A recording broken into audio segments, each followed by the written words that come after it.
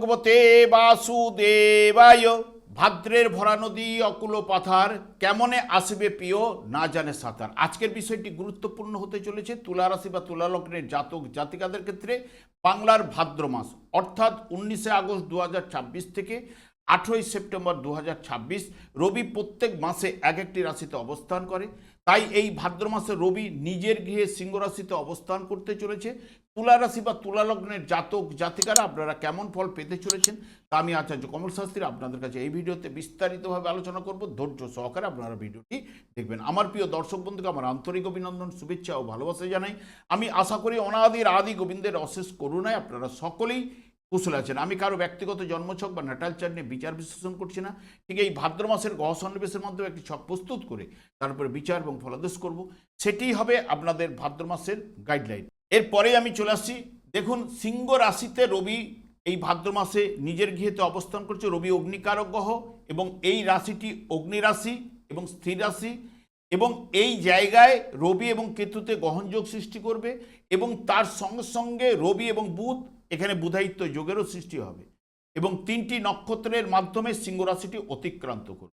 যখনই রবি মঘা নক্ষত্রে প্রবেশ করবে, যেটি কেতুর নক্ষত্রে, 19 আগস্ট থেকে 30 আগস্ট জাতক সেই সব কাজ পছন্দ করেন যাতে নিজের দায়িত্ব পরিচয় দেওয়া যায় এবং যে সমস্ত কাজে খ্যাতি ও প্রতিষ্ঠা পাওয়া যায়, এবং জাতক সেই সমস্ত কাজ ভালো লাগে যাতে অপরকে আনন্দ দেওয়া যায়, এবং গোপনীয়তা কম বেশি জড়িত থাকবে।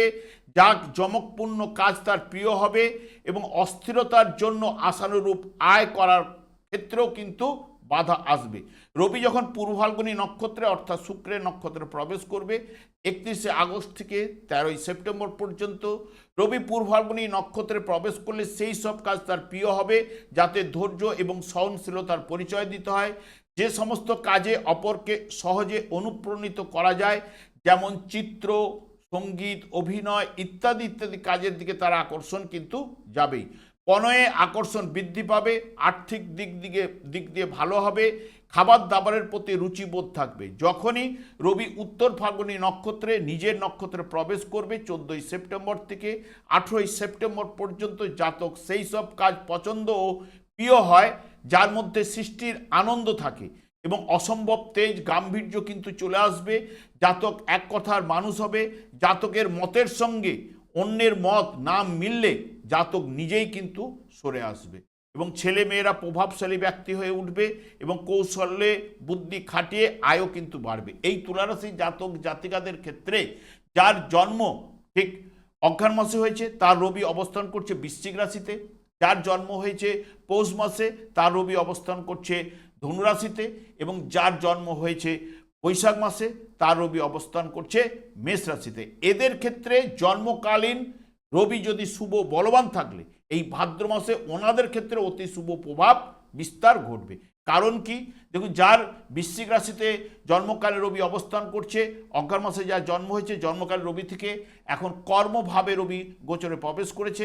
যার ধনুরাশিতে জন্মকালে রবি রয়েছে, পৌষ মাসে জন্ম হয়েছে, জন্মকালীন ধনুরাশি রবি থেকে এখন ভাগ্যভাবে নবমভাবে প্রবেশ করেছে, এবং যার মেষ রাশিতে বৈশাখ মাসে যার জন্ম হয়েছে জন্মকালে রবি থেকে এখন পঞ্চমভাবে প্রবেশ করেছে। এদের ক্ষেত্রে জন্মকাল রবি যদি শুভ বলবান থাকলে যাবতীয় বিষয়ে উদ্যমে সাফল্য নিয়ে আসবে, কর্মলাভের যোগ সৃষ্টি করবে, আর্থিক উন্নতি সাফল্য প্রদান করবে, পিতার সাহায্যে তার ভাগ্য উন্নতি ঘটতে পারে, পৈতৃক ব্যবসায় যুক্ত হওয়া, পরিকল্পিত কাজকর্মে সাফল্য, ব্যবসা বাণিজ্যে উন্নতি সাফল্য কিন্তু নিয়ে আসবে, এবং সন্তানের কাজকর্ম বা পড়াশোনার ক্ষেত্রেও কিন্তু সুফল প্রদান করবে এবং সকলের সহিত একটা সুসম্পর্ক বজায় থাকবে, আত্মবিশ্বাস লাভও কিন্তু আপনার ঘটবে। বর্তমানে তুলা রাশি বা তুলা লগ্নের জাতক জাতিকাদের ঠিক রবি কিন্তু একাদশভাবে অবস্থান করবে এবং এখানে বুধায়িত্ব যোগেরও সৃষ্টি হবে, গ্রহণ যোগেরও সৃষ্টি হবে। যা জন্মকালীন যদি রবি শুভ বলবান থাকলে এখানে জাতকের আশা আকাঙ্ক্ষা এখানে সুস্পষ্ট হয়ে দাঁড়াবে, প্রতিষ্ঠা ও গৌরব লাভ ঘটবে, উচ্চ আকাঙ্ক্ষাগুলি এই জায়গায় পূরণ করবে যেহেতু একাদশভাবে অবস্থান করবে, এবং যোগাযোগের মাধ্যমে কর্ম উদ্ধার তার ঘটবেই। গৃহ এবং পরিবেশ শান্তি থাকবে এবং ভোজন বিলাস, দাম্পত্য প্রীতি, চাকুরিতে সাফল্য, উচ্চ পদ লাভের প্রবল যোগ এবং হঠাৎ অর্থপ্রাপ্তির যোগও এখানে সৃষ্টি করবে।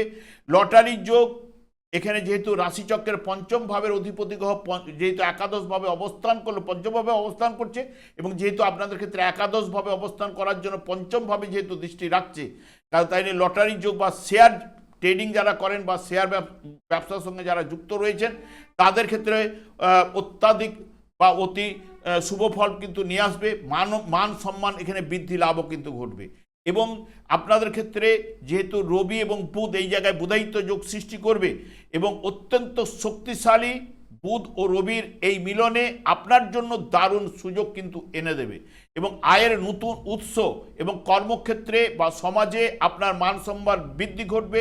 প্রভাবশালী ব্যক্তির সাহায্য লাভ ঘটবে। এখানে বুদ্ধি আপনার কিন্তু এই মাসের ক্ষেত্রে তীক্ষ্ণ হবেই। তবে এখানে গ্রহণযোগ সৃষ্টি করছে, যা কাজকর্মে একটা উদাসীনতা আপনাকে নিয়ে আসতে পারে। কোনো কিছু ভালো লাগবে না, নিজেকে গুটিয়ে রাখা, কাজকর্মে বাধা বিঘ্ন বা হতাশা দুঃখ এইগুলো কিন্তু প্রদান করতে পারে জন্মকালীন যার রবি পীড়িত ছিল বা এবং কেতুযুক্ত অবস্থায় যদি জন্মকালীন থাকে, এই সময় অশুভ প্রভাব কিন্তু বিস্তার ঘটাবে। তবে বিশেষ করে আপনাদের এই যে ভাগ্যভাবে অবস্থান করছে মঙ্গল এবং পঞ্চমভাবে অবস্থান করছে রাহু, এই রাহু এই জায়গায় আপনাদের ক্ষেত্রে বা মঙ্গলের বিনিময়ে রাহু ধনিষ্ঠা নক্ষত্রে অবস্থান করছে এবং মঙ্গল আপনাদের ভাগ্যভাবে অবস্থান করছে, যা দৃষ্টি দিচ্ছে, এবং আপনাদের রাশিভাবে রাহুর দৃষ্টি থাকছে, যা বিশেষ করে শূন্য থেকে উচ্চস্থ ওঠার বড় যোগ কিন্তু এই মাসে থাকছে, যে একদম শূন্য থেকে একটা ভালো জায়গা পাওয়ার সম্ভাবনা এই মঙ্গল এবং রাহুর দ্বারাই কিন্তু ঘটতে পারে অনেকের ক্ষেত্রে, তবে সবার ক্ষেত্রে নয়। তবে যা এখানে বিশেষ করে আপনাদের অর্থপতি গ্রহই হচ্ছে মঙ্গল এবং সপ্তম ভাবের অধিপতি গ্রহ, যা স্ত্রীর ভাগ্যেও তার জীবনে কিন্তু বড় পরিবর্তন এই মাসে ঘটতে পারে, এবং যা ভাগ্যের সাহায্যে কর্মক্ষেত্রে আপনার শুভ পরিবর্তন ঘটাতে পারে। উচ্চশিক্ষায় যারা যুক্ত রয়েছেন, কর্মসূত্রে যারা বিদেশ যেতে চান বা চেষ্টা করছেন, তাদের ক্ষেত্রেও এই মঙ্গলও আপনাদের শুভ প্রভাব কিন্তু নিয়ে আসতে পারে। এবং যেহেতু ধনপতি মঙ্গল যেহেতু নবমভাবে থাকছে এবং আপনাদের ঠিক তৃতীয় এবং চতুর্থ ভাব এবং দ্বাদশ ভাবের উপরে দৃষ্টি প্রদান করবে, যা বিশেষ করে যারা বাইরে কাজকর্মের সঙ্গে যুক্ত রয়েছেন তাদেরও কিন্তু সফলতা কিন্তু এই নিয়ে আসবে মঙ্গল। ভাগ্যের সাহায্যে আপনার আর্থিক উন্নতি, ভাগ্য আপনাদের সাহায্য করবে এবং দাম্পত্য জীবনেও কিন্তু শুভ প্রভাব কিন্তু বিস্তার ঘটাবে, এবং বিশেষ করে উপার্জনের নতুন উৎস তৈরি হবে, ব্যবসা বাণিজ্যে সফলতা প্রদান করতে পারবেন, এবং এই মাসটি আপনাদের ব্যবসা বাণিজ্য বা চাকরির ক্ষেত্রে মঙ্গল কিন্তু অতি শুভ প্রভাব কিন্তু বিস্তার ঘটাবে। শুক্র আপনাদের রাশিপতি গ্রহ প্রথমের দিকে দ্বাদশভাবে থাকবে 1 সেপ্টেম্বর পর্যন্ত। 2 সেপ্টেম্বর থেকে আপনাদের রাশিভাবে প্রবেশ করবে। প্রথমের দিকে একটু আর্থিক খরচ কিন্তু আপনাদের বাড়িয়ে দিতে পারে, পোশাক ক্রয় বিলাসিতা, এই কারণে আপনার আর্থিক ব্যয়টা কিন্তু হতে পারে। এবং যখনই রাশিভাবে প্রবেশ করবে আপনাদের মান সম্মান, সামাজিক প্রতিষ্ঠা এবং আপনার মধ্যে একটা আকর্ষণীয় ক্ষমতা প্রচুর পরিমাণে বৃদ্ধি ঘটাবে এই শুক্র। এমনিতেই সৃজনশীল কাজকর্মের সঙ্গে যারা যুক্ত তাদের ক্ষেত্রে সফলতা তো নিয়ে আসবেই, এবং বিশেষ করে চাকরিতে পদোন্নতি, বেতন বৃদ্ধির জায়গাটাও কিন্তু তুলে ধরবে শুক্র, এবং আর্থিক লাভের প্রবল যোগও কিন্তু নিয়ে আসবে। দাম্পত্য জীবনে সুখ ঠিক প্রদানও কিন্তু এই জায়গায় করবে, যেহেতু রাশিভাবে অবস্থান করে সপ্তম ভাবকে দেখবে। বৃহস্পতি আপনাদের ক্ষেত্রে কর্মভাবে অবস্থান করছে, যা তৃতীয় এবং ষষ্ঠ ভাবের অধিপতি গ্রহ, এবং আপনাদের কর্মভাবে তুঙ্গস্থ অবস্থায় অবস্থান করছে, যা অর্থ ভাবের উপরে দৃষ্টি প্রদান করবে, চতুর্থ ভাবের উপরে দৃষ্টি প্রদান করবে, ষষ্ঠ ভাবের উপরে দৃষ্টি প্রদান করবে। এটি আপনাদের ক্ষেত্রে বৃহস্পতি স্বর্ণালী সময় কিন্তু প্রদান করবে, স্বর্ণালী সময়, এবং কর্মক্ষেত্রে আপনার কাজের দায়িত্ব বা স্বীকৃতি মিলবে। যারা নতুন চাকরির সন্ধান করছেন তাদের কর্মলাভের যোগও কিন্তু এখানে প্রদান করবে, যেহেতু কর্মভাবে অবস্থান করছে, এবং দ্বিতীয় ভাব ষষ্ঠ ভাবের অধিপতি গ্রহ ষষ্ঠ ভাবে দৃষ্টি দেওয়ার জন্য সময়ের বিনিময়ে রোজগারটাকে কিন্তু তুলে ধরবেই। এবং বিশেষ করে আপনাদের ক্ষেত্রে নতুন বিনিয়োগে সঠিক সিদ্ধান্তের মাধ্যমে ভালো লাভ কিন্তু এনে দেবে, এবং এবং বিশেষ করে বৃহস্পতির দৃষ্টি ধনভাবে থাকার কারণে উপার্জনের একাধিক পথ কিন্তু আপনাদের খুলে যেতে পারে এই মাসের ক্ষেত্রে। সেই কারণে এখানে শূন্য থেকে একটা ভালো জায়গায় পৌঁছাবার জায়গাটা কিন্তু আপনাদের বৃহস্পতি মাধ্যমে উঠতে পারে, বা রাহুর মাধ্যমে উঠতে পারে, মঙ্গলের মাধ্যমে কিন্তু উঠতে পারে। শনিদেব আপনাদের ক্ষেত্রে চতুর্থ পঞ্চম ভাবের অধিপতি গ্রহ, শুভ ভাবের আপনাদের শুভ গ্রহ ষষ্ঠভাবে অবস্থান করছে। ষষ্ঠভাবে গোচর চলাকালীন কিন্তু শুভ প্রভাব কিন্তু বিস্তার ঘটায় শনিদেব, কিন্তু বক্রতার মাধ্যমে এখন অবস্থান করছে, যা অতীতে হাত ছাড়া হয়ে যাওয়া যে কাজগুলো বলুন, চাকরি বলুন, বা ব্যবসার ক্ষেত্রে যে সমস্যাগুলো ছিল সেগুলো কিন্তু সুযোগ বা প্রজেক্ট এই মাসে পুনরুদ্ধার কিন্তু আপনারা করতে পারবেন, যেগুলো হাত ছাড়া হয়ে গেছিল। এবং তবে কাজের চাপ কিন্তু থাকবেই আপনার। তবে এই মাসে বেতন বৃদ্ধি হওয়ার সম্ভাবনা কিন্তু এই শনিদেব প্রদান করতে পারে। এবং যেহেতু বৃহস্পতির দৃষ্টি শনিদেবের উপরে থাকছে, এবং সেখানে কর্মক্ষেত্রে আপনাকে উঁচুতে নিয়ে যেতেও পারে, কারণ শনি বৃহস্পতির যে কম্বিনেশনে বা দৃষ্টি বিনিময়ে একটা শুভ প্রভাব কিন্তু উঠে আসার সম্ভাবনা কিন্তু প্রদান করতে পারে। রাহু আপনাদের পঞ্চমভাবে অবস্থান করে রাশিভাব এবং ভাগ্যভাবের উপরে দেখার কারণে রাহু এবং ধনিষ্ঠা নক্ষত্রে বিশেষ করে থাকার জন্য আপনার সাহস, বড় ঝুঁকি নেওয়ার ক্ষমতা, শূন্য থেকে উচ্চস্থ ওঠার বড় সুযোগ এবং বিশেষ করে বড়সড় আর্থিক লাভের যোগও কিন্তু এই জায়গায় আপনাদের প্রদান করতে পারে, যেটি আকস্মিকভাবে, যেমন এই ভাদ্র মাসটি আপনাদের ক্ষেত্রে বিশেষ করে শেয়ার বাজার বা লটারি ফাটকায় আকস্মিক বড় আর্থিক লাভ কিন্তু এনে দিতে পারে।